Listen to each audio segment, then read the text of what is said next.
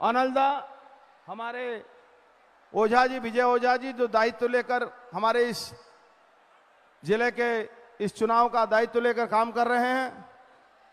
हमारे राज्य कमेटी की सभानेत्री, महिला मोर्चा के फाल्गुनी पात्रा महाशय, सभी जनरल सेक्रेटरी से लेकर विधायक, जो भाटपाड़ा के विधायक हैं पवन सिंह, और मंच, सभी सम्मानीय मंच, सामने बैठे हुए हमारे यहाँ के भारतीय जनता पार्टी के कार्यकर्ता, यहाँ के नागरिक वृंद, बड़े बुजुर्ग, बड़े भाई, छोटे भाई, माताएं, बहनें, सभी लोगों को आज मोदी जी के आने के शुभ आगमन के लिए आप लोग जो उपस्थित हुए हैं, आप सभी लोगों को मेरा हार्दिक अभिनंदन है, नमस्कार है।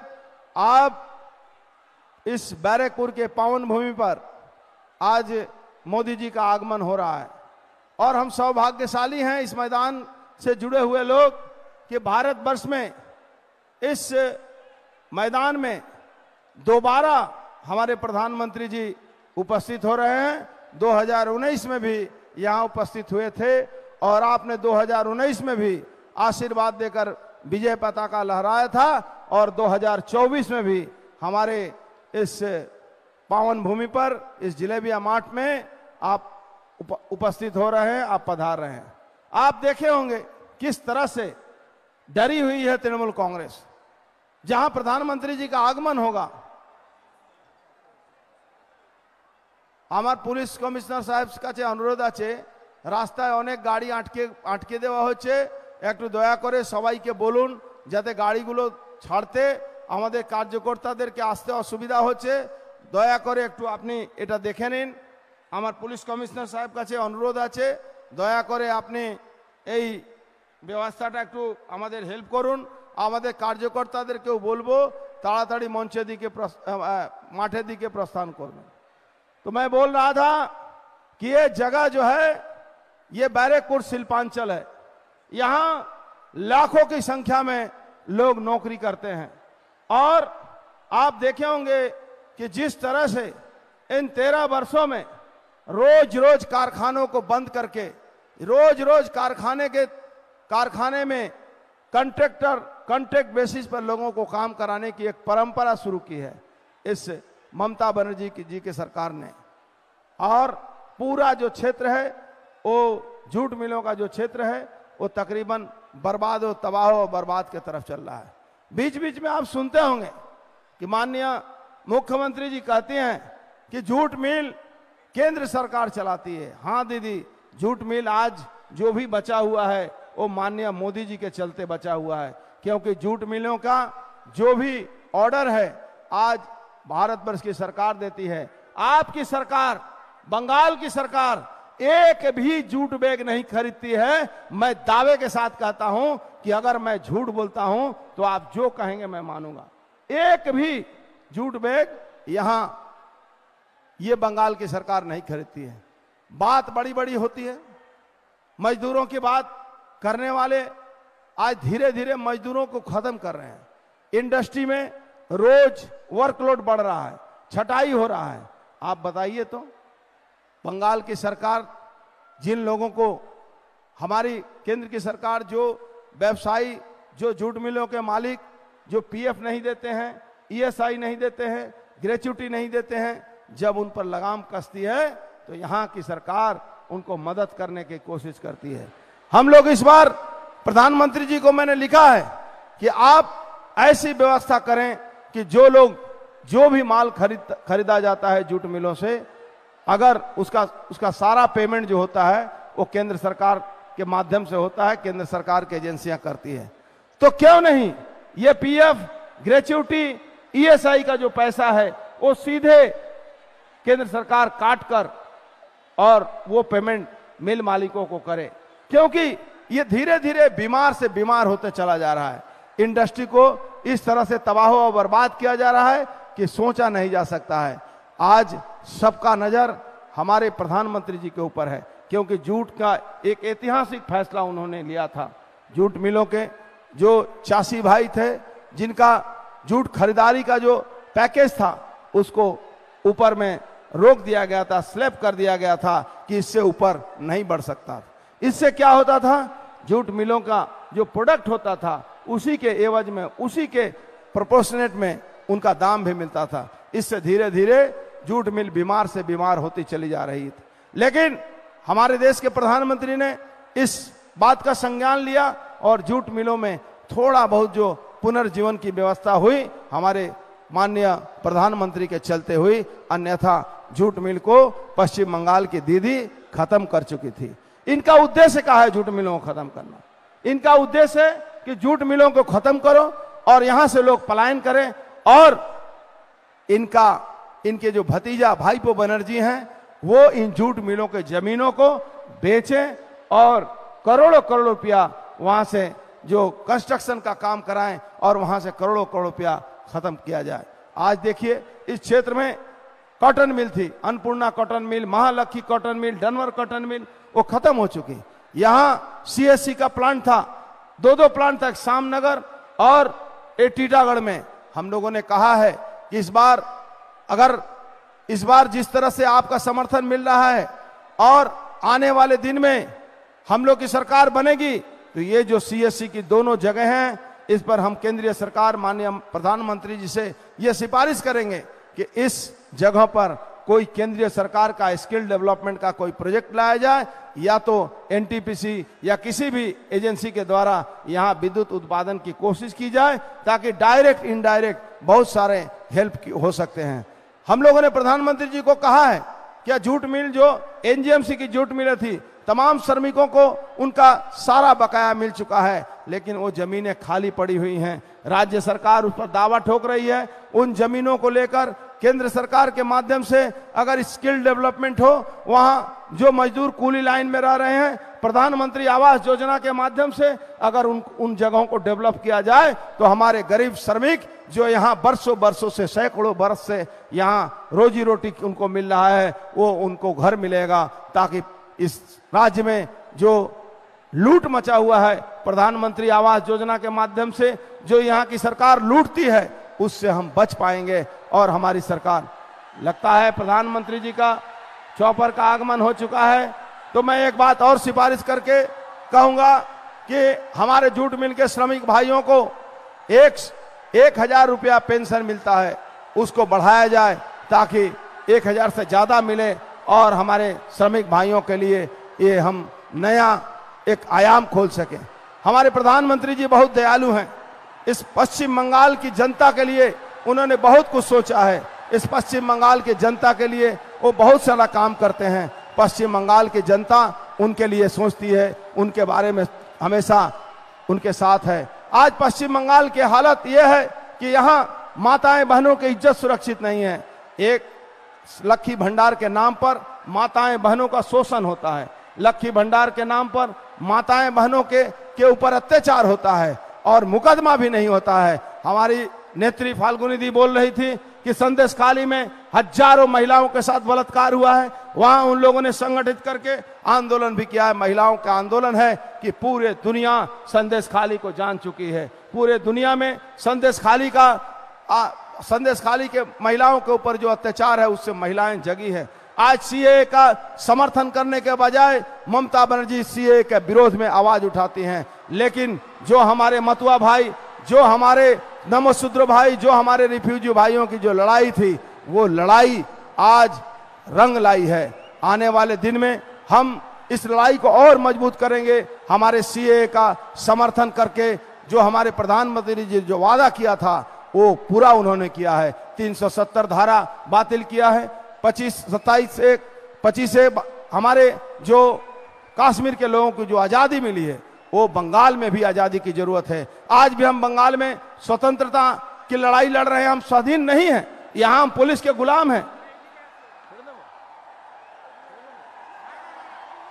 हम आज पुलिस के गुलाम बन चुके हैं। आज ममता बनर्जी हमें गुलाम समझती है, यहाँ के मुख्यमंत्री हमें गुलाम समझती है। आज पश्चिम बंगाल की हालत यह है कि कोई भी आदमी अपने मन से, अपने विचार से अब कोई भी काम नहीं कर सकता है। तो हमारे प्रधानमंत्री जी का आगमन हो चुका है। मैं अपने वक्तव्य को विराम देता हूं, फिर बातें होंगी। 20 तारीख को अब मुलाकात होगी। हर बूथ पर सैकड़ों नहीं लाखों लोग मतदान करेंगे और 100% मतदान कीजिए ताकि इस शासन का खात्मा हो सके। धन्यवाद, नमस्कार, भारत माता की।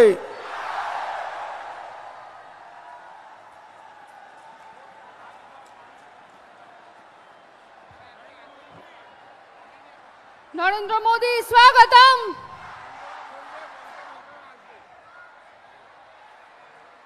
मंचे डेके निচ্ছি বালুরঘাটের সাংসদ সম্মানিত ডক্টর সুকান্ত মজুমদার মহাশয়কে। আমাদের প্রদেশ ভারতীয় জনতা পার্টির প্রদেশ সভাপতি ডক্টর সুকান্ত মজুমদার মহাশয় তার বক্তব্য রাখবেন। भारत माता की। মোদিজি হেলিকপ্টার করে ব্যারাকপুরের ভাটপাড়াতে নামছে, হেলিপ্যাড অবধি আওয়াজ পৌঁছানো চাই। भारत माता की, भारत माता की। মহান দেশের মহান নেতা নরেন্দ্র মোদী জিন্দাবাদ। মহান দেশের মহান নেতা নরেন্দ্র মোদী জিন্দাবাদ। भारत माता की। जेपी नड्डा जिंदाबाद। Hello check one. JP Nadda जिंदाबाद। महान देशेर महान नेता नरेंद्र मोदी जिंदाबाद। अरे जय श्री राम, जय जय श्री राम। आज এই ব্যারাকপুরের ভাটপাড়াতে আমাদের মাননীয় প্রধানমন্ত্রী তিনি আমাদের মাঝে উপস্থিত হয়ে গেছেন। আর কিছুক্ষণের মধ্যেই মঞ্চে তিনি চলে আসবেন। মাননীয় প্রধানমন্ত্রীকে এইখান থেকে জোরে হাততালি দিয়ে একবার স্বাগত জানান। এই ভাটপাড়ার পুণ্যভূমিতে মাননীয় প্রধানমন্ত্রীকে আমরা জোরে হাততালি দিয়ে একবার স্বাগত জানিয়ে দিই।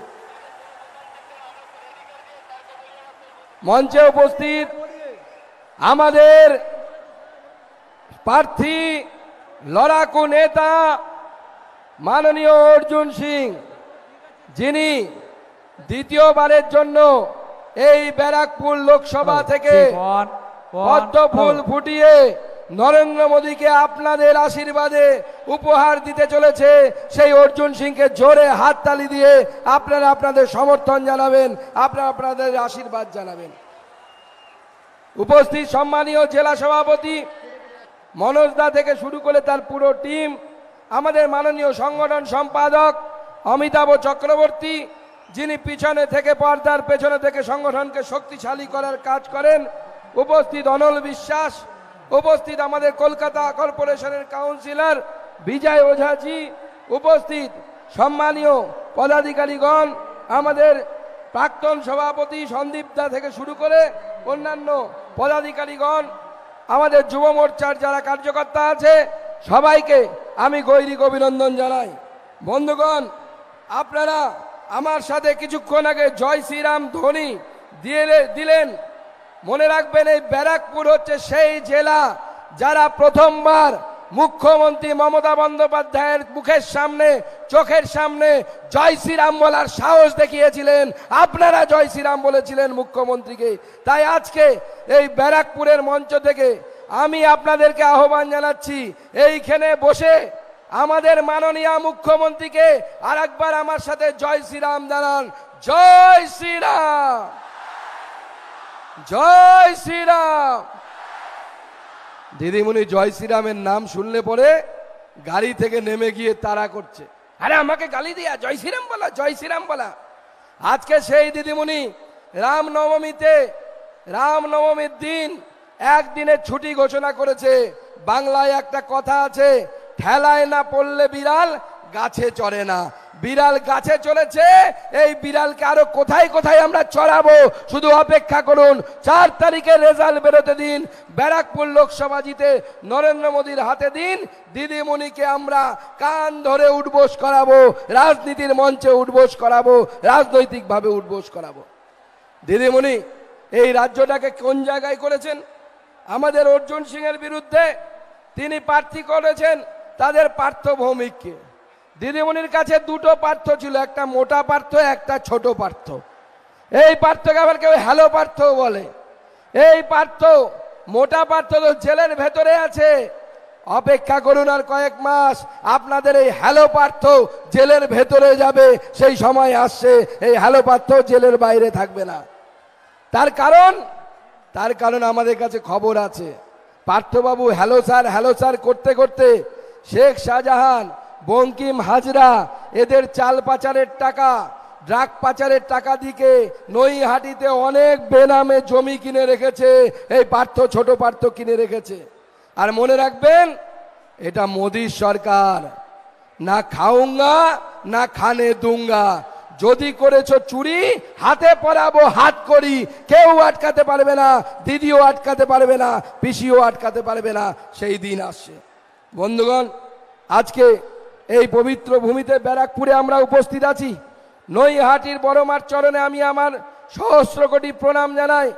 মায়ের কাছে প্রার্থনা করব, মা, এই ভোট শুধু একটি সাধারণ নির্বাচন নয়, এই ভোট শুধু নরেন্দ্র মোদীকে প্রধানমন্ত্রী বানানোর নির্বাচন নয়, এই ভোট পশ্চিমবঙ্গের জন্য অত্যন্ত গুরুত্বপূর্ণ ভোট। এই ভোট মায়ের কাছে প্রার্থনা করব, মা যেন ভারতীয় জনতা পার্টিকে এই শক্তি দেয়, যাতে আমরা সন্ত্রাসবাদী থেকে শুরু করে চোর ডাকাতদের হাত থেকে এই বাংলাকে উদ্ধার করতে পারি। এই চোরেদের হাত থেকে মা যেন বাংলাকে বাঁচানোর শক্তি আমাদের মাঝে দেয়। আর আমাদের নেতা নরেন্দ্র মোদী, তাকে সামনে নিয়ে আমরা এগিয়ে যাচ্ছি। নরেন্দ্র মোদী এইবার তিনি আহ্বান করেছেন দেশের কাছে যে এবার নরেন্দ্র মোদীকে 400 পার করে দিতে হবে। যদি আমরা 400 পার করে দিই তাহলে কি হবে? 400 পার করে দিলে 10 বছরে যেটা দেখেছেন সেটা টেলার হয়েছে, আগামী 5 বছরে আসল সিনেমা হবে, ফিল্ম হবে, সেইটা নরেন্দ্র মোদী আমাদের কাছে কথা দিয়েছেন।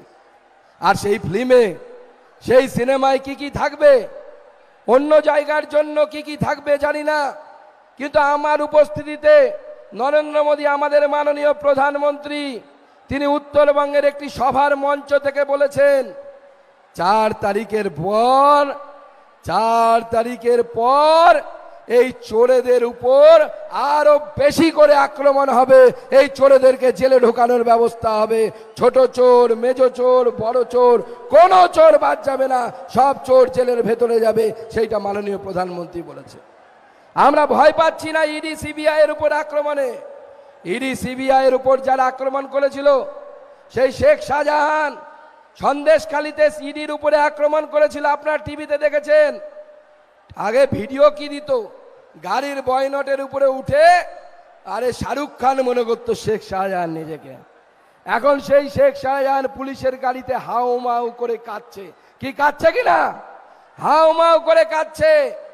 আরো দিন আসছে যখন তৃণমূলের নেতাদের এই দৃশ্য আপনারা দেখতে পাবেন, পুলিশের গাড়িতে বসে তৃণমূল নেতারা হাও মাও করে কাঁদবে, ছেড়ে দে মা কেঁদে বাঁচি করে কাঁদবে। সেই দিন আসছে, নরেন্দ্র মোদীর সেই দিন আসছে। আর নরেন্দ্র মোদীর নেতৃত্বে এই রাজ্যে আপনারা যদি আমাদেরকে আশীর্বাদ করেন, বাংলার জনগণ যদি মাননীয় প্রধানমন্ত্রীকে আশীর্বাদ করেন, 30টা সিট পার করে দিন। আমি বলছি তার 6 মাসের মধ্যে তৃণমূল কংগ্রেস সরকার থাকবে না, রাজ্য সরকার ভেঙে যাবে, বিজেপি সরকার গঠন হবে, আমরা বিজেপির মুখ্যমন্ত্রী আমরা নবান্নতে বসাবো। সেই দিন আসছে বন্ধুগণ, দিন বদলের দিন আসছে। যে বাংলা এক সময় শিল্প উদ্যোগে ছিল, প্রথম সারিতে ছিল, গোটা ভারতবর্ষের শিল্পের মধ্যে জিডিপিতে, গ্রস ডোমেস্টিক প্রোডাক্টে আমরা 26% আমাদের অবদান থাকতো। যে ভাটপাড়াতে আমরা উপস্থিত আছি, ভাটপাড়া বিধানসভা, সেই ভাটপাড়া বিধানসভা এক সময় নাম ছিল ভট্টপাড়া। বড় বড় পণ্ডিতরা এখানে টোল খুলে এইখান থেকে সংস্কৃত চর্চার ব্যবস্থা করেছিলেন। আর এই মাননীয় মুখ্যমন্ত্রীর আমলে এই ভাটপাড়া ফাটপাড়া হয়ে গেছে, কথায় কথায় শুধু বোম ফাটে। দিদিমণির গুন্ডাদেরকে বলে দেব, গুন্ডামি মস্তানি করতে আসবেন না। যদি গুন্ডামি মস্তানি করতে আসেন, বিজেপি গুন্ডামি মস্তানিতে বিশ্বাস করে না, কিন্তু বিজেপি যদি গুন্ডামি করতে শুরু করে আপনারা পার পাবেন না, পালিয়ে ঘরের ভিতরে ঢুকে যাবেন, ঘরের ভিতরে ঢোকার ব্যবস্থা করে দেব। কালকে আমি বর্ধমানে ছিলাম, আমাদের প্রার্থী প্রাক্তন সভাপতি দিলীপ ঘোষ আর আমি রোড শো করছিলাম, কালকে শেষ প্রচার ছিল। দেখি 5-7 জন তৃণমূলের নেতা রাস্তার পাশে এসে BJP go back, BJP go back বলছে। আমাদের কর্মীরা তাদেরকে তাড়া করে কালকে ঘরের ভিতরে ঢুকিয়ে দিয়েছে। তৃণমূল বর্ধমানে ঘরের ভিতরে ঢুকে গেছে, এই ব্যারাকপুরে তারা বেশি করে ঘরের ভিতরে ঢুকে যাবে। তাই বন্ধুগণ আগামী লোকসভা নির্বাচনে আমাদের প্রার্থী অর্জুন সিং সর্বক্ষণের সাথী, বহুদিনের পরীক্ষিত যোদ্ধা, যিনি অন্যায়ের সামনে কোনো মাথা নোয়ান না, সেই অর্জুন সিংকে বিপুল ভোটে জয়ী করুন। আপনারা 1 লক্ষের বেশি ভোটে জয়ী করে অর্জুনদাকে নরেন্দ্র মোদীর কাছে পাঠান। তারপরে ভাটপাড়া সহ গোটা ব্যারাকপুর অঞ্চল আবার শিল্পাঞ্চল ফিরিয়ে দেওয়ার দায়িত্ব ভারতীয় জনতা পার্টির, আমরা সেই কাজ করব। আর এই যে নকল পার্থ, আমাদের অর্জুনদা প্রার্থী, ওদের প্রার্থী পার্থ ভৌমিক, সেই পার্থ আর অর্জুন একই নাম, দুটো আলাদা আলাদা শব্দ শুধুমাত্র, কিন্তু আসল অর্জুন যেখানে শ্রীকৃষ্ণ আছে, নরেন্দ্র মোদীর মতো শ্রীকৃষ্ণ, সেই অর্জুন জয়লাভ করবে। আমাদের অর্জুন, আসল অর্জুন এখানে আছে, ওটা নকল অর্জুন, ওটা হ্যালো অর্জুন। ওই হ্যালো অর্জুন, হ্যালো পার্থ দিয়ে কাজ হবে না। তাই বন্ধুগণ, আপনারা তৈরি হন আগামী লোকসভা নির্বাচনে অর্জুনদাকে জেতানোর জন্য। গতবার 14,857 ভোটে আপনারা অর্জুনদাকে জিতিয়েছিলেন। এইবার কম করে 1 লক্ষ আপনাদেরকে পার করতে হবে। তার ব্যবধানে অর্জুনদাকে জিতিয়ে আপনাদেরকে নরেন্দ্র মোদীর কাছে পাঠাতে হবে। মাননীয় প্রধানমন্ত্রী গ্যারান্টি দিয়েছে, মোদী গ্যারান্টি, আগামী 5 বছর আপনারা রেশনের দোকানে যাবেন, ব্যাগ নিয়ে যাবেন, বস্তা নিয়ে যাবেন, কিন্তু আগামী 5 বছর পয়সার ব্যাগ নিয়ে রেশনের দোকানে যেতে হবে না। আপনার রেশনের পয়সা দিল্লি থেকে নরেন্দ্র মোদী পাঠাবে ব্যারাকপুরে, আপনার পকেটে আপনাকে হাত দিতে হবে না। এটা নরেন্দ্র মোদীর উন্নয়ন, এটা নরেন্দ্র মোদীর ডেভেলপমেন্টের মডেল। এই নরেন্দ্র মোদী আপনাদের জন্য, আমাদের সুবিধের জন্য আয়ুষ্মান ভারত চালু করেছিল। দিদি বলেছেন আয়ুষ্মান ভারত লাগবে না, কারণ কি, ওনার নাকি স্বাস্থ্য সাথী আছে। কি স্বাস্থ্য সাথী আছে বন্ধুগণ আমি জানি না।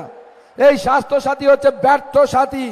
হসপিটালে গেলে স্বাস্থ্য সাথীর কার্ড, নার্সিং হোমে গেলে পরে স্বাস্থ্য সাথীর কার্ড দেখালে পরে বলে বেড নেই, বেড খালি নেই। তাই নরেন্দ্র মোদী আয়ুষ্মান ভারত চালু করেছিলেন। আয়ুষ্মান ভারত মুখ্যমন্ত্রী এখানে লাগু হতে দেননি। তাই নরেন্দ্র মোদী সিদ্ধান্ত নিয়েছেন যে এবার লোকসভা ভোট পার হলে পরে আপনাদের জন্য আমাদের সাংসদ অর্জুনদা আবার জিতে এসে পাড়ায় পাড়ায় ক্যাম্প করবে। কারণ নরেন্দ্র মোদী প্রতিশ্রুতি দিয়েছেন, নরেন্দ্র মোদী গ্যারান্টি দিয়েছেন যে আপনার বাড়িতে যারা বয়স্ক মানুষ আছে, যাদের বয়স 69 বছর, 70 বছর, আর কিছুদিনের মধ্যেই 70 বছর হয়ে যাবে, 70 ইয়ার্স হয়ে যাবে, তাদের জন্য মাননীয় প্রধানমন্ত্রী আয়ুষ্মান ভারতের কার্ড সরাসরি দিবে। দিদির মুখাপেক্ষী হতে হবে না, সোজা নরেন্দ্র মোদী 5 লক্ষ টাকা করে আপনার বাবা, আপনার দাদা, আপনার জ্যাঠা, আপনার কাকা, যাদের বয়স 70 বছর, তাদের জন্য তিনি 5 লক্ষ টাকা করে পাঠাবেন। বন্ধুগণ, আমাদের যখন আয়ুষ্মান ভারত চালু হয়েছিল, মুখ্যমন্ত্রী বললেন আয়ুষ্মান ভারত চালু করতে দেব না। কেন? ওই যে কার্ডের উপরে মোদির ছবি থাকবে কেন? আরে দিদি, এটা তো ভারতবর্ষ। যখন আয়ুষ্মান ভারত চালু হয়েছিল তখন পাকিস্তানের প্রধানমন্ত্রী ইমরান খান ছিলেন, ভারতবর্ষের প্রধানমন্ত্রী নরেন্দ্র মোদী ছিলেন। তা আপনি কি চাইছেন? আয়ুষ্মান ভারতের কার্ডের উপরে নরেন্দ্র মোদীর ছবি বাদ দিয়ে কি ইমরান খানের ছবি লাগাতে হবে, না পাকিস্তানের প্রধানমন্ত্রীর ছবি লাগাতে হবে? ভারতবর্ষের প্রধানমন্ত্রীর ছবি থাকবে ভারতবর্ষের কার্ডের মধ্যে। আজকে মুখ্যমন্ত্রী তিনি সব জায়গায় নিজের পোস্টার লাগিয়েছেন। কলকাতার মতো জায়গায় বড় বড় অ্যাড এজেন্সিগুলোকে হুমকি দিয়েছেন না, বিজেপিকে অ্যাড এজেন্সির সেই বড় বড় পোস্টার দেওয়া যাবে না, কাট আউট লাগানোর জায়গা নেই। কলকাতাতে মানুষ ফ্লাইওভারে উঠছে, মমতার মুখ, ফ্লাইওভার থেকে নামছে, মমতার মুখ, বাথরুমে যাচ্ছে, মমতার মুখ, সব জায়গায় মমতার মুখ। সাংবাদিকদেরকে বললাম এরপর তো লোকজন নিজের বইয়ের মুখ ভুলে যাবে, বইয়ের মধ্যে মমতার মুখ দেখতে পাবে, মুখ্যমন্ত্রীর মুখ দেখতে পাবে। দিনে রাতে শুধু মুখ্যমন্ত্রীর মুখই আমাদেরকে দেখতে হচ্ছে, আর কারো মুখ উনি দেখতে দেবেন না। সব জায়গায় শুধু নিজের মুখ আর নিজেকে শুধু প্রজেকশন। স্বপ্ন কি ছিল দিদিমণির? তিনি প্রধানমন্ত্রী হবেন। দিদিমণিকে পরিষ্কার বলে দিই, দিদিমণি আপনার কোনো চান্স নেই। ভারতবর্ষের প্রধানমন্ত্রী এ জীবনে আপনার হওয়া হবে না। আপনি বাংলাদেশেরটা ট্রাই করে দেখতে পারেন, ওখানে আপনার ফাঁকা থাকলেও থাকতে পারে, সিট থাকলেও থাকতে পারে। ভারতবর্ষের প্রধানমন্ত্রী আপনার হওয়া হবে না। তাই প্রধানমন্ত্রী হওয়ার স্বপ্ন ছেড়ে দিন।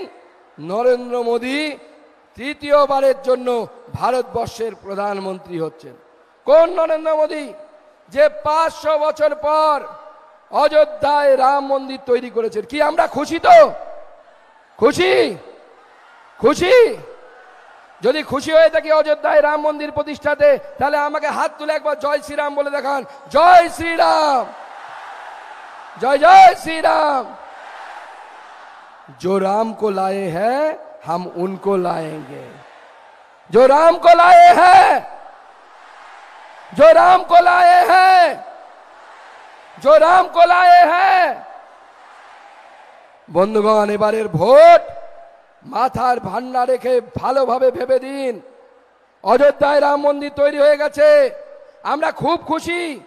কিন্তু মনে রাখবেন, আজকে এই দেশে এমন অনেক শক্তি আছে, যেমন আসাদুদ্দিন ওবেসি। কি বলছেন উনি যেদিন অযোধ্যার রাম মন্দিরে রামের প্রাণ প্রতিষ্ঠা হলো, তিনি বলছেন ওয়ান্স এ মসজিদ অলওয়েজ এ মসজিদ। বাংলা মানে কি? একবার যদি কোনো মসজিদ হয় সেটা সারা জীবনই মসজিদ থাকে। তাদেরকে আমি বলতে চাই, 500 বছর আগে ওখানে মসজিদ ছিল না, ওখানে ভগবান রামচন্দ্রের মন্দির ছিল। তো ওয়ান্স এ মসজিদ অলওয়েজ এ মসজিদ যদি হয়, ওয়ান্স এ মন্দির অলওয়েজ এ মন্দির, সব সময় সেখানে মন্দির থাকবে, কেউ মন্দির হটাতে পারবে না।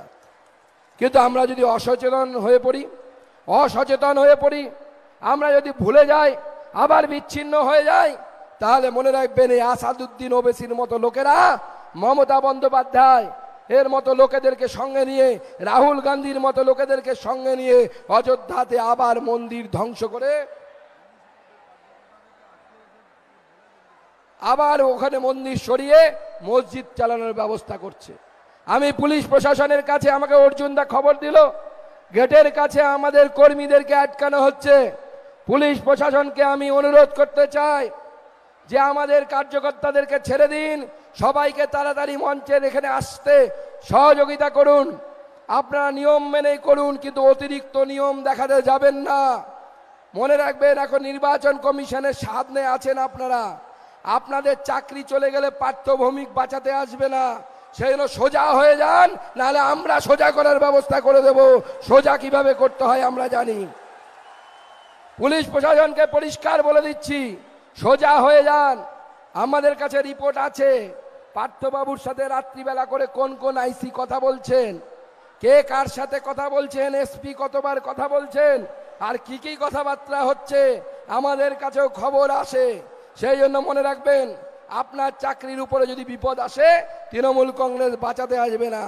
তারা তাদের ঘরের ছেলে হনুব্রতকে বাঁচাতে পারেনি, আপনাদেরকে কি বাঁচাবে? হনুব্রত এখন তিহার জেলে অপেক্ষা করছে, দেখুন তিহার জেলের ভিতরে জেল খাটছে। এখন তৃণমূল নেতারা দুভাবে আছে। আমাদের যেমন ট্রেনে আমরা যখন দূরপাল্লায় যাই, আমরা টিকিট কাটি, কারো কনফার্ম হয়, কারো আরএসি হয়, কারো ওয়েটিং হয়। এখন রেল নিয়ম করেছে যে ওয়েটিং টিকিট নিয়ে ট্রেনে চড়া যাবে না। যাদের কনফার্ম টিকিট আর যাদের আরএসি আছে, তারা শুধুমাত্র টিকিট কেটে বা টিকিট নিয়ে ট্রেনে উঠতে পারবেন। এখন তৃণমূল নেতারা এই দুভাবে আছে, হয় জেলের ভেতরে, না আরএসিতে আছে।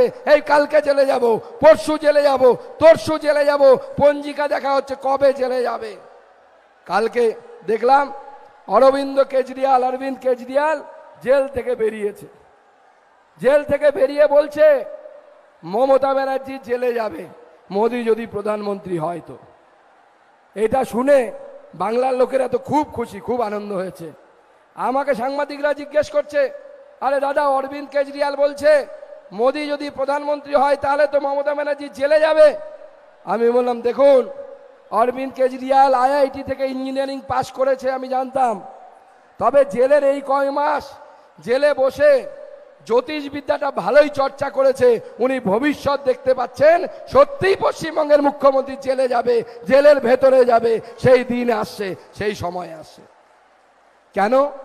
তার কারণ আপনারা দেখলেন প্রায় 26,000 চাকরি স্কুল সার্ভিস কমিশনের চাকরি। সেই চাকরি নিয়ে মামলা হলো। প্রথমে হাইকোর্টে 25,000 বা 26,000 চাকরি চলে গেল। তারপরে সুপ্রিম কোর্টে গেলেন, স্টে অর্ডার নিলেন কিছুদিনের জন্য। কিন্তু সুপ্রিম কোর্ট কি বলেছে? সুপ্রিম কোর্টের প্রধান বিচারপতি বলছেন এসএসসি প্রাতিষ্ঠানিক চুরি করেছে, চুরি করে চাকরি বিক্রি করেছে।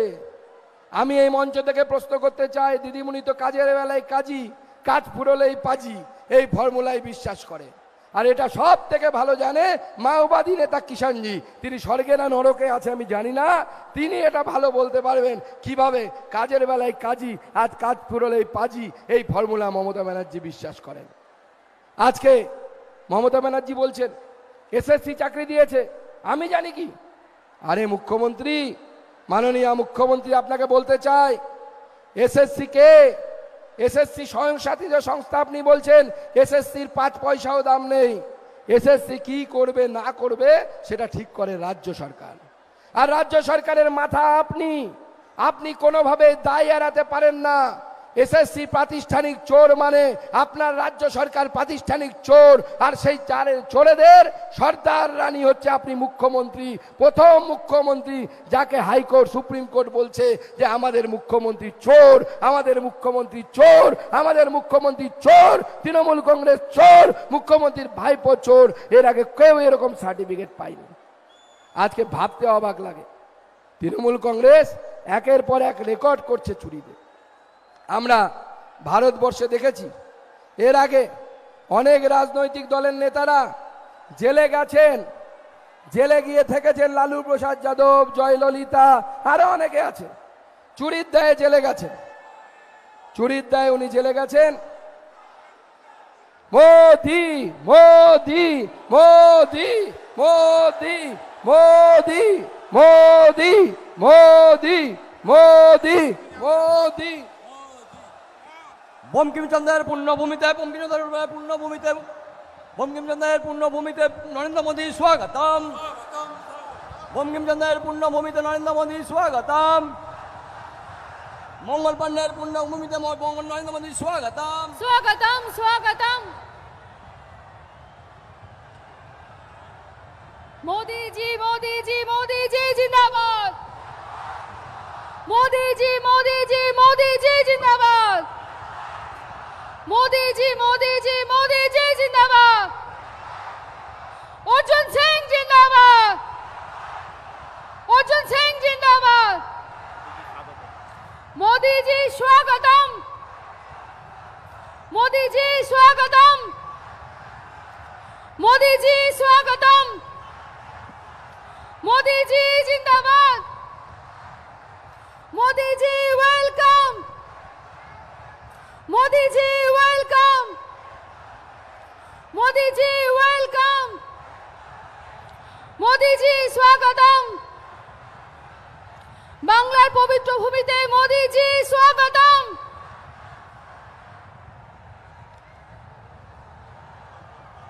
मोदी जी स्वागतम। मोदी जी स्वागतम। मोदी जी स्वागतम। मोदी जी स्वागतम। मोदी जी स्वागतम। मोदी जी स्वागतम। मोदी जी जिंदाबाद। मोदी है तो मुमकिन है। मोदी है तो, मोदी है तो, मोदी है तो। भारत माता की, भारत माता की, भारत माता की। मोदी जी मोदी जी मोदी जी जिंदाबाद। मोदी जी वेलकम। मोदी जी स्वागतम। भारतेर पुण्यभूमिते मोदी जी के स्वागतम। भारतेर पुण्यभूमिते मोदी जी के स्वागतम।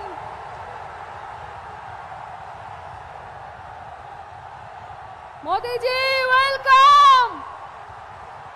मोदी जी वेलकम। मोदी जी स्वागतम। मोदी जी स्वागतम। मोदी जी स्वागतम।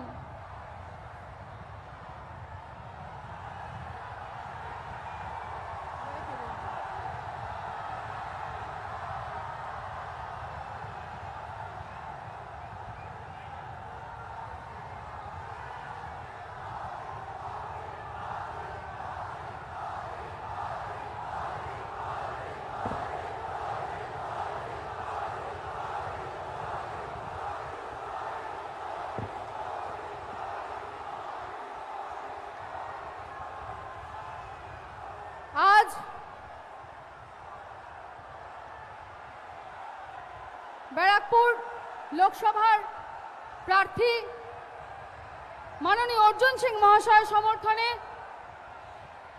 আমাদের মধ্যে উপস্থিত হয়েছেন 140 কোটি ভারতের স্বপ্নের নায়ক, সকলের প্রিয় যশস্বী প্রধানমন্ত্রী মোদিজিকে মাননীয় আমাদের প্রার্থী অর্জুন সিং মহাশয় মঙ্গল পাণ্ডের ফটো দিয়ে এখন সম্মানিত করবেন।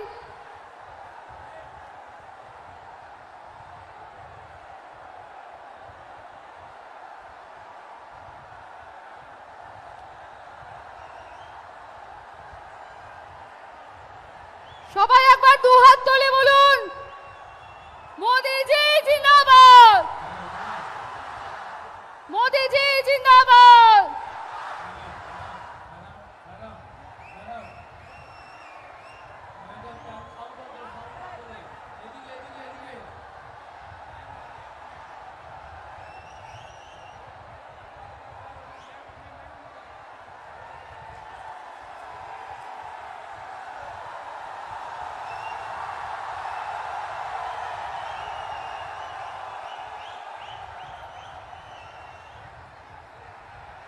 ভাটপাড়া বিধায়ক পবন সিং মহাশয় মোদিজিকে রবীন্দ্রনাথের ফটো দিয়ে সম্মানিত করবেন। মোদিজি জিন্দাবাদ, মোদিজি জিন্দাবাদ।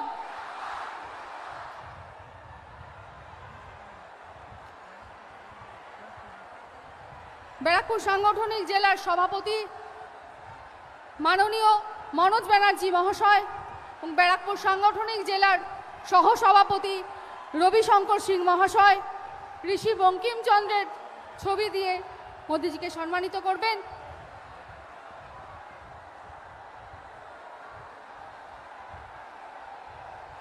মোদিজি জিন্দাবাদ, মোদিজি জিন্দাবাদ।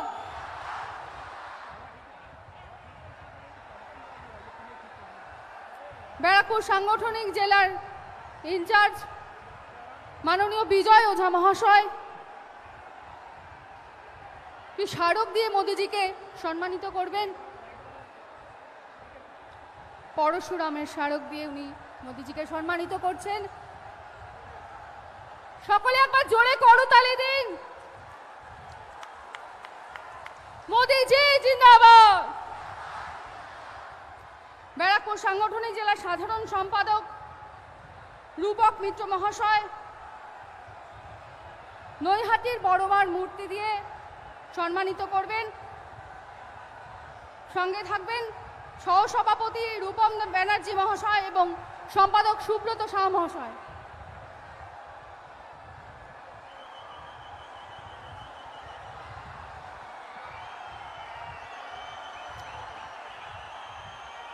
মোদিজি জিন্দাবাদ। ক্ষুদিরামের ছবি দিয়ে মোদিজিকে সম্মানিত করবেন।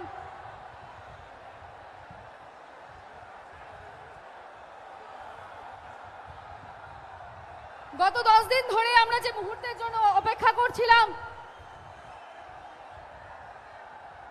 অধীর আগ্রহে সে বিশেষ মুহূর্ত আমাদের সামনে উপস্থিত। বন্ধু, এখন আমাদের সামনে ব্যারাকপুর লোকসভার মনোনীত প্রার্থী অর্জুন সিং মহাশয় সমর্থনে বক্তব্য রাখবেন আমাদের প্রিয় যশস্বী প্রধানমন্ত্রী মোদিজি। জোরে করতালি দিন।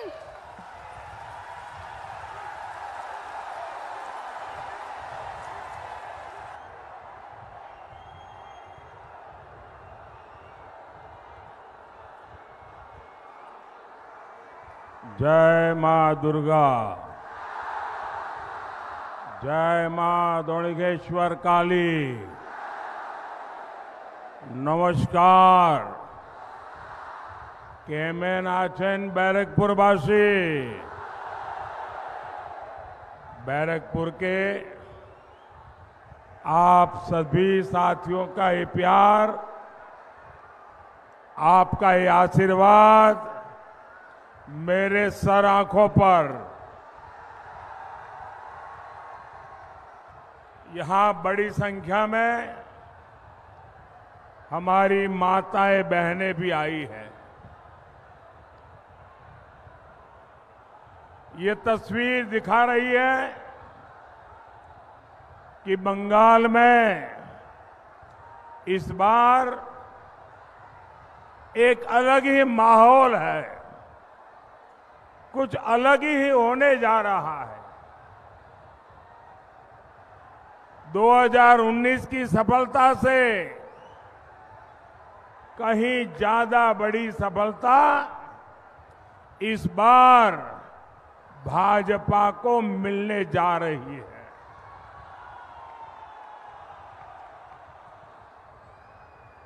पूरा देश जो कह रहा है, बंगाल उसको जोरों से कह रहा है और पूरा बंगाल कह रहा है आभार एक बार, आभार एक बार, आभार एक बार। भाई और बहनों, पश्चिम बंगाल मोदी के मिशन पूर्वी भारत का बहुत महत्वपूर्ण राज्य है। आप जानते हैं, आजादी के 50 साल तक कांग्रेस के परिवार ने ही सरकारें चलाई, लेकिन कांग्रेस शासन में पूर्वी भारत को सिर्फ गरीबी मिली, सिर्फ पलायन मिला। पश्चिम बंगाल हो, बिहार हो, झारखंड हो, उड़ीसा हो, आंध्र प्रदेश हो, इतने बड़े बड़े राज्य, इतने सामर्थ्यवान राज्य, और ये राज्य ऐसे हैं, किसी राज्य में अपार खनिज संपदा है, किसी राज्य में कोयले के भंडार भरे हैं, किसी के राज्य के पास समुद्री की ताकत, ब्लू इकोनॉमी, पोर्ट की ताकत है, किसी के पास अथाह उपजाऊ भूमि है, किसी के पास पर्यटन के लिए पूरे देश में सबसे ज्यादा पोटेंशियल है। बावजूद इसके कांग्रेस और इंडिया अलायंस के दलों ने पूर्वी भारत को पिछड़ा ही छोड़ दिया। 2014 में आपने आपके इस सेवक मोदी को सेवा करने का मौका दिया और मोदी ने ठाना है कि वो हिंदुस्तान का जो पूर्वी हिस्सा है, भारत का जो पूर्वी भाग है, उसको विकसित भारत का ग्रोथ इंजन बनाएंगे। आप देखिए, आज रेल, रोड, एयरपोर्ट और वाटरवे का कितना आधुनिक नेटवर्क पूर्वी भारत में बन रहा है। डेडिकेटेड फ्रेट कॉरिडोर से बंगाल में, पूर्वी भारत में इंडस्ट्री का अभूतपूर्व विस्तार होने लगा है। इन राज्यों में बनाया जा रहा गैस पाइपलाइन का नेटवर्क इंडस्ट्री को बहुत मदद करने वाला है। यहां के बंद पड़े खाद कारखानों को भाजपा सरकार ने फिर से शुरू करवाया है। आने वाले 5 सालों में पूर्वी भारत में ऐसे विकास कार्यों को और गति देने वाला समय है और इसके लिए मुझे आपका आशीर्वाद चाहिए।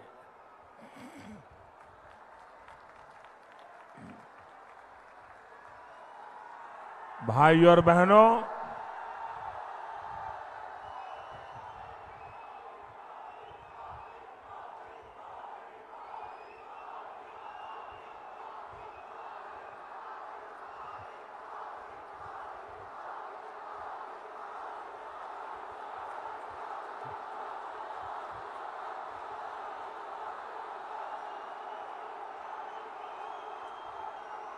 भाई और बहनों,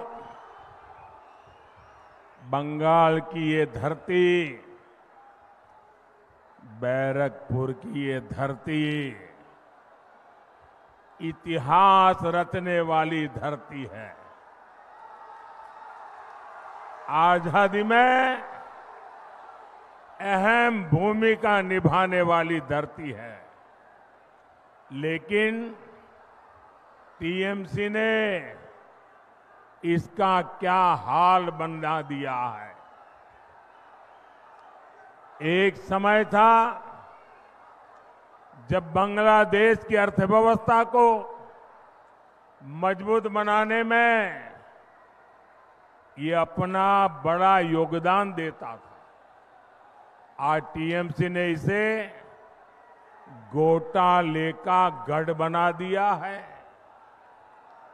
एक समय था जब बंगाल में एक से बढ़कर एक नए वैज्ञानिक खोज हुआ करती थी। आज टीएमसी के राज में जगह जगह बम बनाने की होम इंडस्ट्री चल रही है। एक समय था जब बंगाल घुसपैठियों के खिलाफ क्रांति किया करता था, लेकिन आज टीएमसी के संरक्षण में यहां घुसपैठिए फल फूल रहे हैं। साथियों, आज स्थिति ये है कि बंगाल में अपनी आस्था का पालन करना भी गुनाह हो गया है। बंगाल में टीएमसी सरकार राम का नाम नहीं लेने देती।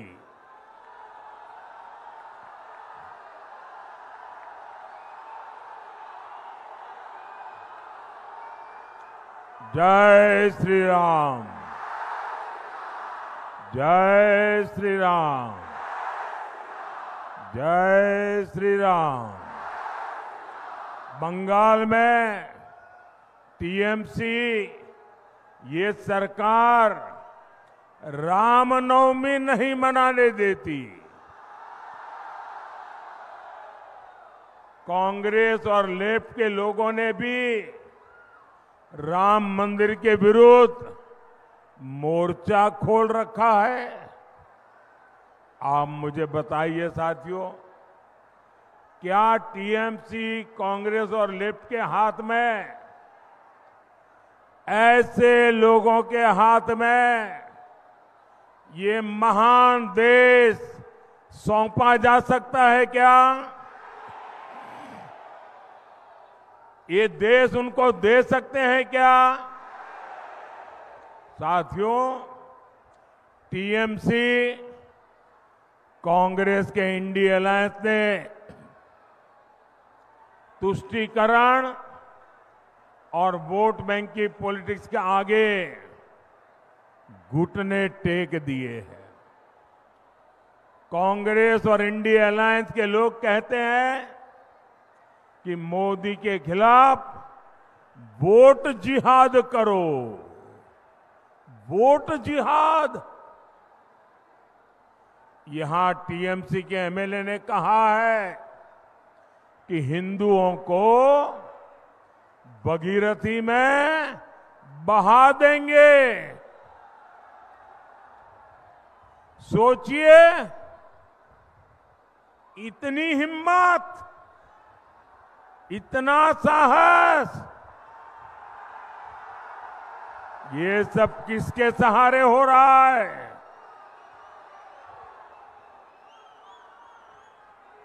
इन लोगों ने बंगाल में हिंदुओं को दोयम दर्जे का नागरिक बनाकर रख दिया है। साथियों, तुष्टीकरण की जीत में अब India alliance SC, ST, OBC को मिलने वाला आरक्षण भी छीनना चाहता है। ये लोग कह रहे हैं कि आरक्षण अब मुसलमानों को दिया जाए, और भी आधा अधूरा नहीं, थोड़ा सा नहीं, पूरा का पूरा आरक्षण मुसलमानों को दिया जाए।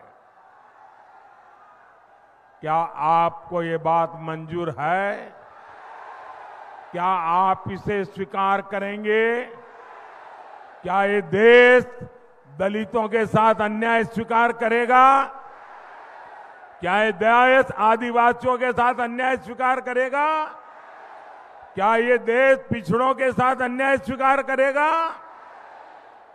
और देखिए, कर्नाटका में तो कांग्रेस ओबीसी को मिलने वाला रिजर्वेशन सारे के सारे मुसलमानों को दे भी चुकी है। इसलिए बंगाल के हमारे भाई बहन, आपको बहुत सतर्क रहने की जरूरत है। साथियों, वोट बैंक की इसी राजनीति ने सीएए जैसे मानवता की रक्षा करने वाले कानून को विलेन बना दिया। रातों रात सीएए कानून तो पीड़ितों को नागरिकता देने का कानून है। इससे किसी की नागरिकता नहीं छीनती, लेकिन कांग्रेस, टीएमसी जैसे दलों ने इसे भी अपने झूठ के रंग से रंग दिया। ये लोग विभाजन के पीड़ितों को उनका हक देने का विरोध कर रहे हैं। ये लोग मतवा साथियों को, नाम शूद्र साथियों को नागरिकता देने के खिलाफ है। इतना ही नहीं, ये सीएए कानून को खत्म करने तक की बातें कर रहे हैं। लेकिन आज मैं टीएमसी हो या कांग्रेस या फिर इंडिया अलायंस, मैं डंके की चोट पर बंगाल को 5 गारंटी दे रहा हूं।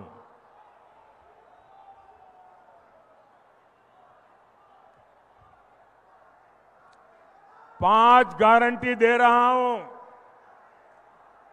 जब तक मोदी है,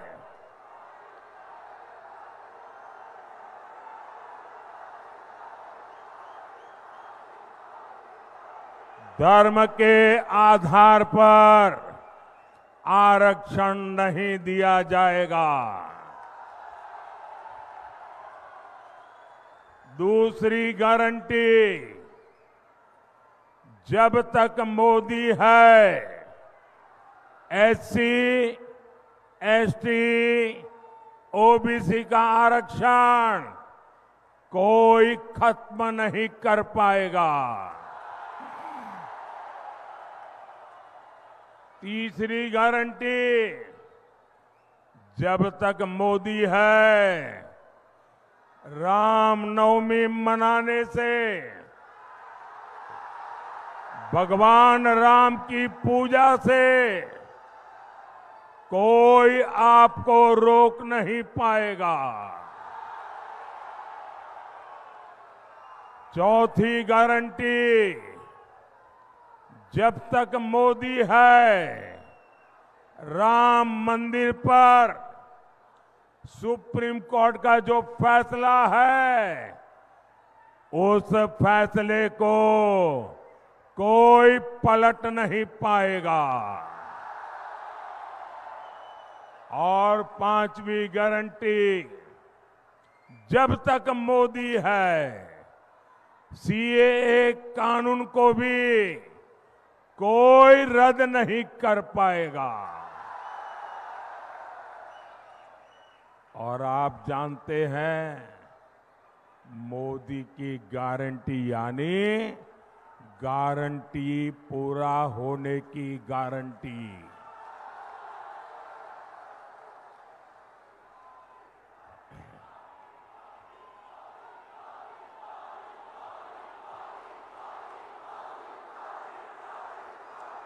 जय श्री राम। मोदीर ग्यारंटी हलो ग्यारंटी पूर्ण होबार ग्यारंटी।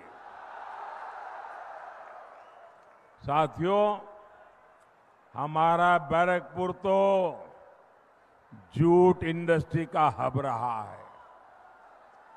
गंगा मैया के आशीर्वाद से यहां खेती के साथ साथ कॉटन, पेपर और इंजीनियरिंग की इंडस्ट्री फली फूली थी, लेकिन आज जूट इंडस्ट्री बेहाल है।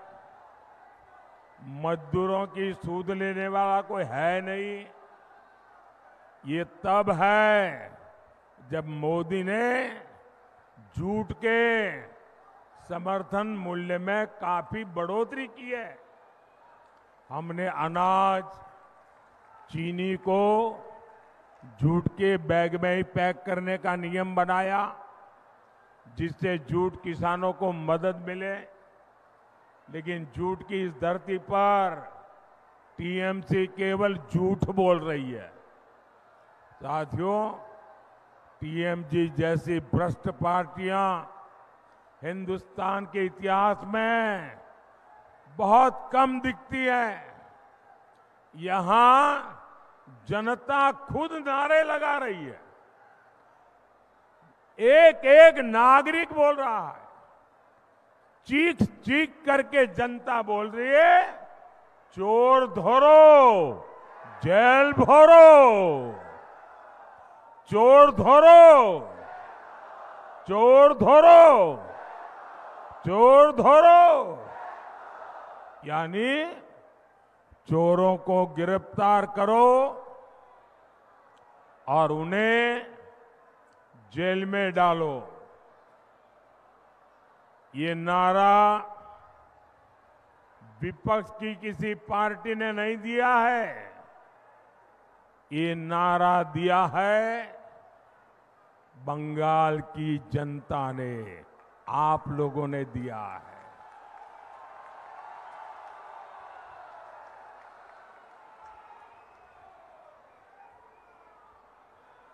साथियों, मैं एक जानकारी आपको देता हूं, जरा ध्यान से सुनिए। कुछ साल पहले टीएमसी सरकार पर सीएजी की रिपोर्ट आई थी। आप कल्पना कर सकते हैं कि उस रिपोर्ट में क्या कहा गया? उस रिपोर्ट में कहा गया है कि टीएमसी सरकार ने 2,30,000 करोड़ रुपए का कोई हिसाब ही नहीं दिया है। सीएजी कह रही है 2,30,000 करोड़ रुपए। कितने कितने 2,30,000 करोड़ रुपए। इसका कोई हिसाब ही नहीं है। ये पैसे कैसे और कहां खर्च हुए, किसके जेब में गए, कोई हिसाब किताब ही नहीं है। ये बहुत बड़ा घोटाला है। साथियों, टीएमसी कितनी भ्रष्ट पार्टी है, इसका एक और बहुत बड़ा उदाहरण है टीचर भर्ती घोटाला। आपको तो पता है किस तरह टीचर भर्ती के लिए राज्य सरकार ने रेट कार्ड बनाए हुए थे। ये रेट कार्ड खुले बाजारों में बेचे जाते थे, यहां पदों की बोली लगती थी। और इतना ही नहीं, इस घोटाले के लिए OMR सीट्स को चलाया गया, फर्जी इंटरव्यू लिए गए और कोर्ट को भी कहना पड़ा कि घोटाले के पीछे सरकारी मशीनरी है।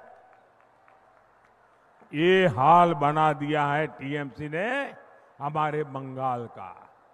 साथियों, मोदी बंगाल में हुई इस लूट की पाई पाई का हिसाब लेगा।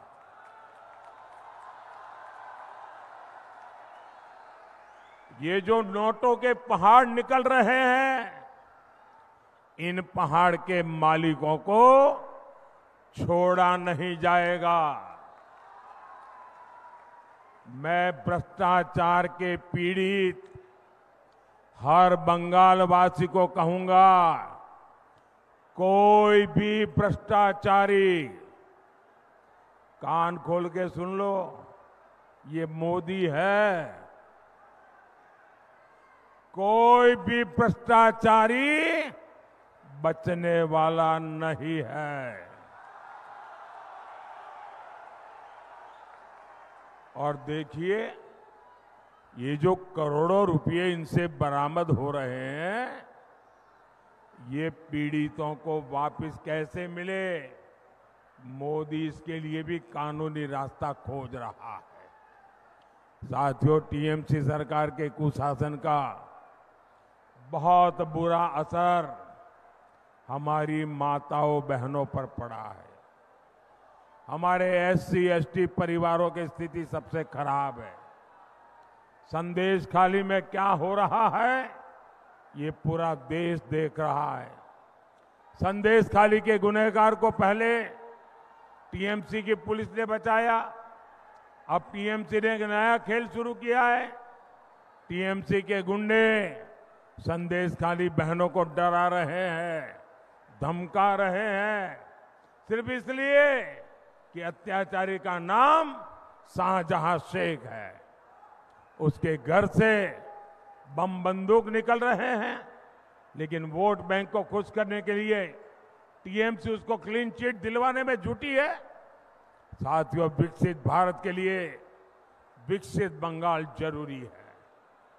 यहां किसानों और उद्योगों का उन्नयन जरूरी है। इसके लिए आपको बैरकपुर से अर्जुन सिंह जी को भारी बहुमत से विजयी बना है। कमल छाप पर पड़ा आपका हर वोट सीधा मोदी को पड़ेगा। आपको टीएमसी के गुंडों से डरने की जरूरत नहीं है। भारी मतदान करना है, करेंगे, भारी मतदान करेंगे, हर पोलिंग बूथ जीतेंगे। अच्छा, मेरा एक काम करेंगे, जरा हाथ ऊपर करके बताइए, मेरा काम करेंगे। ज्यादा से ज्यादा परिवारों में जाइए, ज्यादा से ज्यादा लोगों को मिलिए और कहिएगा कि मोदी जी आए थे और मोदी जी ने आपको जय श्री राम कहा है। बोलिए भारत माता की, भारत माता की, भारत माता की। बहुत बहुत धन्यवाद।